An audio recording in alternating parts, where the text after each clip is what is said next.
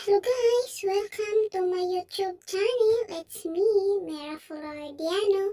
Please do like, share, and comment and hit the notification bells para updated kayo sa lahat ng aking video. Thank you! Kapatid, Aniset, Donald Nine, Hidden. Hold up thy shoes from off thy feet, for the place whereon thou standest is holy ground. Hallelujah at ang pamagat mga kapatid ng ating mensahe ng Panginoon sa bawat isa sa araw na ito. Remove your shoes. You are standing on the holy place. Do you believe that mga kapatid? Hallelujah! Sabihin mo sa katabi mo, remove your shoes. Remove your shoes. Tingnan mo nga ang katabi mo kung may sapatos. Medyas. Praise the Lord. Hallelujah, sumusunod sa salita ng Diyos. So balik tayo ng mga kapatid sa ating verse, no?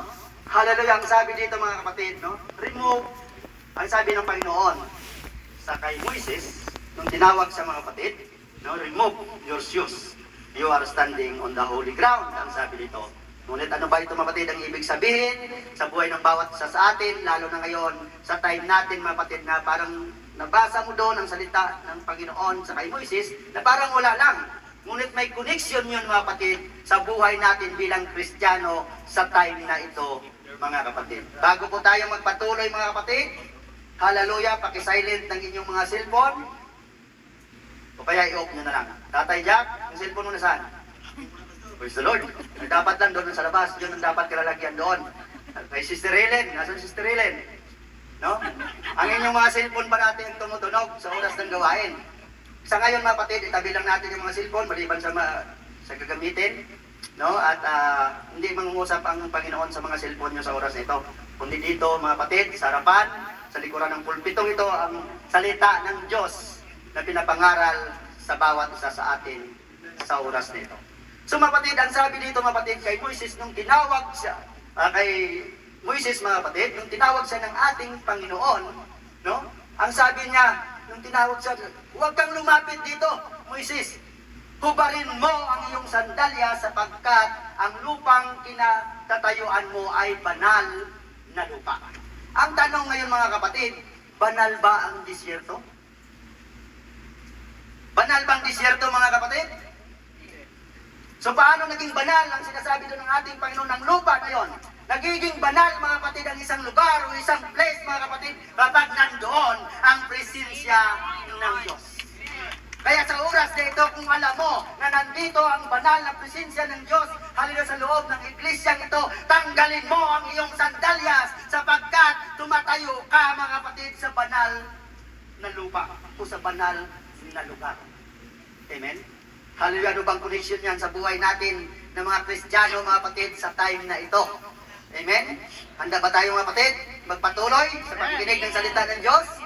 Hallelujah! Okay ka dyan, sister? Praise the Lord. Enjoy lang ang salita ng Diyos at ang presensya ng Diyos sa buhay mo sa oras na ito. So mga kapatid, ang disyerto ay hindi banal. Nagiging banal ang isang lugar, mga kapatid, o anong klaseng lugar kapag nandoon ang presensya ng Diyos. So alam natin na nandito ang presensya ng Diyos, mga kapatid, sa iglesyang ito, mga kapatid. Kaya dapat, kapatid, ang sabi ng Panginoon, no more excuses. Hallelujah, kung alam mo na banal ang lugar nito, remove your shoes. Dahil, mga kapatid, nakatayo ka sa banal na lugar. Hallelujah. Handa ba natin tanggalin ang ating shoes? Natanggal na nga, di ba? Nandun na sa labas. Pero may ibang connection yun kapatid sa buhay nating Kristiyano. Sa araw na ito na ating matutunan mga kapatid. So, hallelujah, handa lang po tayo mga kapatid, no? So, no more excuses. Pag sinabi ng Panginoon na tanggalin mo, tanggalin mo. Amen?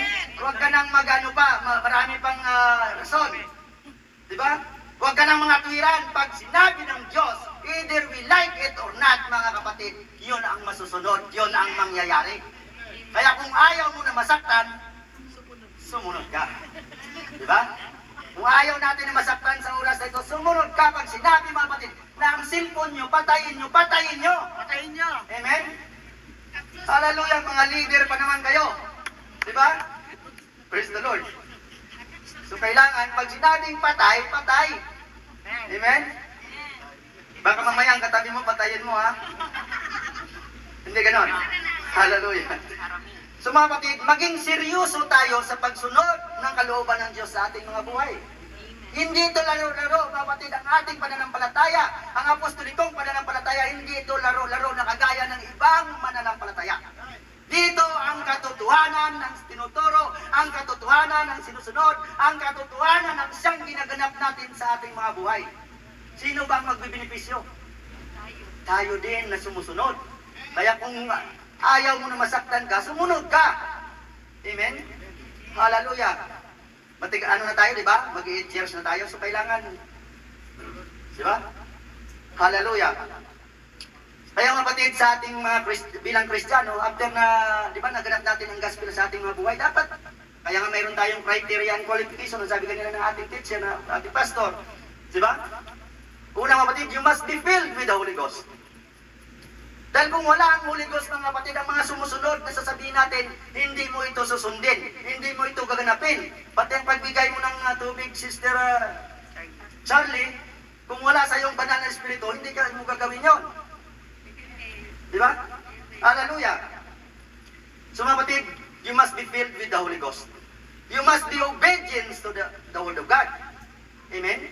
Yan ang ating criteria and qualification, mga kapatid, sa tulad nating mga apostolikong mananampalataya, lalo na sa ginagamit ng Panginoon sa kanyang ubasan. Amen? You must be loyal to your church. Loyal ba tayo sa church? Bakit minsan kapag ka naka-online dito, mga kapatid, ilan lang yung nanonood sa araw ng Martes? Ilan tayo ngayon, Brad Philip? 32 tayo. Minsan nakikita lang doon 7 hanggang 10, mga kapatid. Loyal ka ba sa church mo? Sinong nag-amen kanina? Ulang nag-amen kanina? So ibig sabihin, kayong lahat hindi kayo loyal sa church nyo. Kung loyal ka sa church mo, kapatid, ang lahat ng activity sa gawain ng Panginoon sa iglesia, dapat nandun ka, kapatid, nakasubaybay. Santabi mo muna ang mga ano na yan, mga kapatid. Yung time na para sa Panginoon, ibigay natin, mga kapatid. Amen? You must be loyal to your pastor. Loyal ba tayo sa pastor natin? Amen. Loyal ba tayo kay Pastor George? Amen. Baka mamaya sinasabi nyo lang yan, loyal, pero mamaya i-chismis nyo na si Pastor George at si pastor nyo. Loyal ba tayo? Amen. Parang ayaw nyo sumagot. Praise the Lord. And the next, mga patid, you must be a title giver. Amen.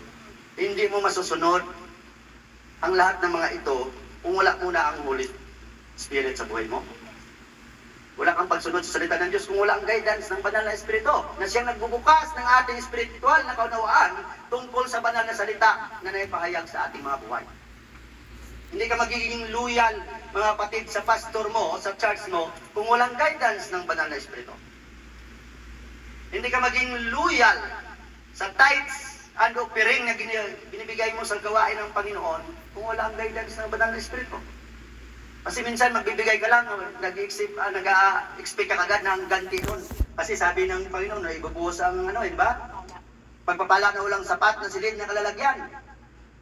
Minsan kasi mga kapatid, hallelujah, ang ini-expect natin, material na bagay. Nakalimutan natin mga kapatid na pinapalago ng Panginoon ang pananampalataya mo ng libre.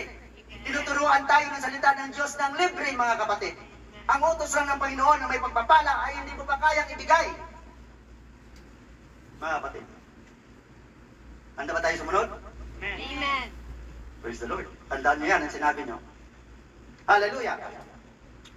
Minsan mga kapatid, sa tulad natin mga apostolikong mananampalataya, di ba? Yung ibang mga mananampalataya, mas maganda pa mga kapatid, mas title giver pa sila kaysa sa atin. Sa totoo lang, sa mga tatluhan mga kapatid, hindi lang doon 10%, may 20%, 25% pa sila mga kapatid na kasi ang turo doon, puro lang pagpapala, puro pagmamahal. Yung prosperity gospel mga kapatid. Ngunit tayo dito mga kapatid, pasalamat tayo dahil dito mga kapatid, nagbibigay ka dahil magbibinipisyo din ang kaluluwa mo. Dahil tuturuan ka ng salita ng Diyos, babaguhin ng Diyos ang buhay mo. Amen? Hallelujah. Hanggat hindi tayo mga kapatid humakbang o nag-step forward mga kapatid, hindi tayo lalago. Minsan gusto mo na lang, doon ka na lang Okay na ako dito, sitting ministry na lang ako. 7 taon na, 8 taon na ang IPOGC, hanggang ngayon sitting ministry ka. Sitting ministry ka na nga, ikaw pang numero 1 reklamador. Di ba? Hindi ganon mga kapatid ang nais ng Panginoon sa ating mga buhay. Dapat mga kapatid, kapag tinatawag tayo ng Panginoon, sumunod at sumunod lang tayo. May kasabihan nga mga kapatid, obey first before you complain. Saka ka na mag-complain kung nakapagsunod ka na. Dahil sigurado kung sumusunod ka mga kapatid sa salita ng Diyos, hindi mo na marating yung magkukomplain pa. Amen? Dahil sa salita ng Diyos ang nagbabago sa ating mga buhay, nag-aayos ng ating relasyon sa ating Panginoon. So dapat mga kapatid, patuloy lang tayo sumunod sa salita ng Diyos mga kapatid. Hindi ka mag-level up mga kapatid. At iwasan natin mga kapatid ang mahilig sa mga tampo-tampo na yan. Wala na dapat sa atin yan. Pag nagtampo ka kasi mga kapatid, parang nagtampo sa bigas. Sa halip niya, ang blessing ay para sa iyo, napunta sa iba dahil sa kakatampo mo. Na-review ka lang mga kapatid, dapat eh, pagpapasalamat mo pa, darating ang time mga kapatid, pagpapasalamat mga kapatid, nang nire-review tayo ng ating kapatid, ng ating pastor, ng ating mga leader mga kapatid. Dahil para yan sa ikalalago, ating katitibay ng pananampalataya at relasyon mo sa ating Panginoon. Amen? Hallelujah sa mga naka-online pala, hello. Praise the Lord. Sa Pilipinas, Sister Maria Cristina, Brad Lorenzo. Hallelujah. Minsan mga kapatid, inano natin, akala natin, pinipersonal tayo ng pangangaral ng salita ng Diyos o ng ating kapatid. Hindi natin alam kapatid na para sa ikabubuti din ng bawat isa sa atin. So magpaano tayo, pasaway tayo, pag sinaway ng salita ng Diyos, sumunod ka na kagad. Para mga kapatid, hindi na tayo, mga kapatid, masaktan pa. Amen? Tulad natin ng ating mga nanay, tatahimik lang dyan ang mga nanay, sunod lang ng sunod. Mga kapatid, active na active sila doon mga kapatid sa women's fellowship nila na group.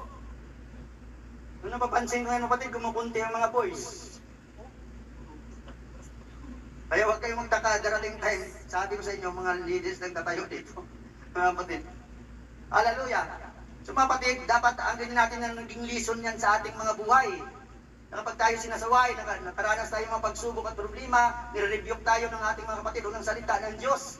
Mga kapatid, ariin natin yan kagalakan mga kapatid dahil tinutuwid tayo, inaayos tayo, binabago tayo mga kapatid upang tayo mga kapatid ay lalong makasunod sa salita ng ating Panginoon. Amen? Hallelujah. So the greatest lesson comes out of your worst season. Naniniwala tayo ng mga kapatid? Kasi nagiging lesson yung mga pangyayari sa ating buhay, nagiging lesson yun sa ating mga buhay mga kapatid. Na ito yung dapat ang gamitin natin. Kaya nga, lagi tayong tinuturuan dito ng ating mga leader o ng ating mga pastor mga kapatid na hindi dapat opsyon ang aalis o yung magtampo ka dahil nasaway ka, napangaralan ka, napagsabihan ka. No. Sino bang magbebenepisyo niyan mga kapatid? Sarili rin natin, bawat isa sa atin mga kapatid.